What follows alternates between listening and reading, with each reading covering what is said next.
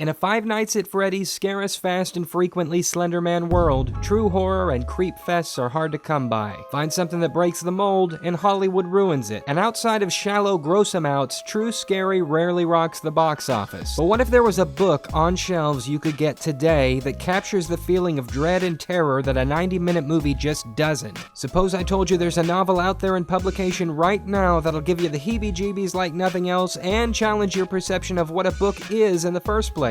That book is House of Leaves, and this is what to expect if you crack it open.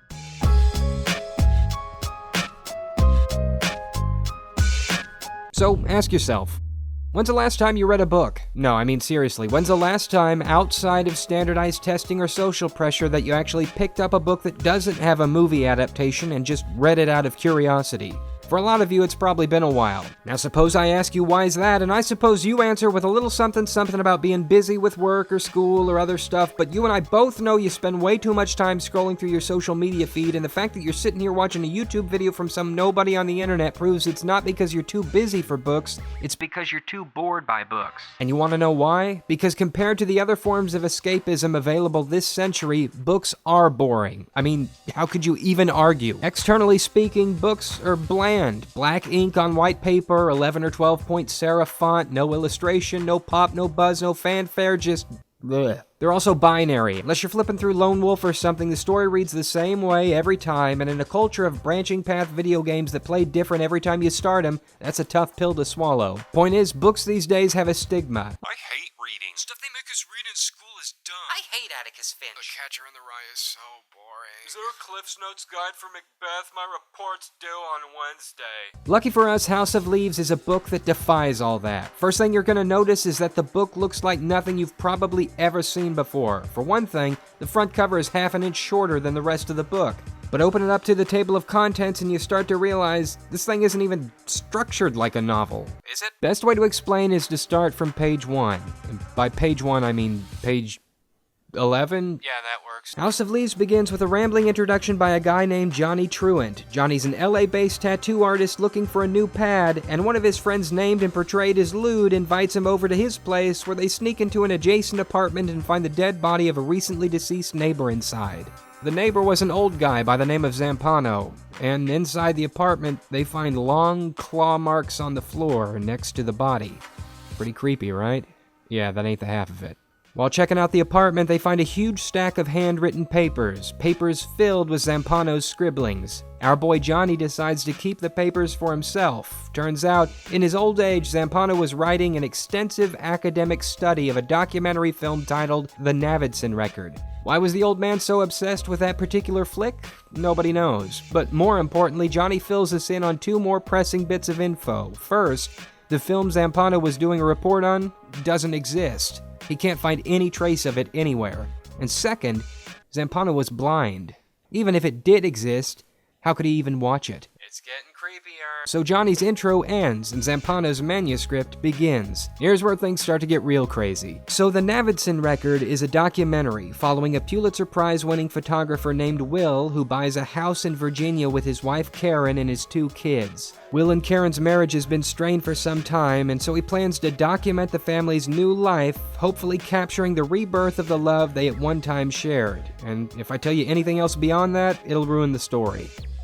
House of Leaves has been described in a lot of ways. It's been described as Inception's dream world in book form, it's been called the Blair Witch Project of novels, and some have even gone so far as to label it the granddaddy of creepypasta. All of these descriptions are accurate in one way or another. House of Leaves is a journal about a book, about a film, about a terrifying house. But pull the camera back further and you discover House of Leaves is actually a novel about the life of a terribly broken man who writes a journal about a book, about a film, about a house.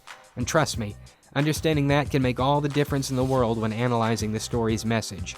It's all at once a horror story, romance novel, satire of academic criticism, and a critique on postmodernism. Your head spinning yet? Oh, and by the way, don't expect to sit back and relax while you're reading it. Believe me, you're in for a treat. Not even counting the occasional font and color changes, House of Leaves is completely non-traditional in its formatting. Zampano's Navidson Record Digest is at times a maze of footnotes, foreign languages, scientific formulas, unfinished scribblings, and geometric...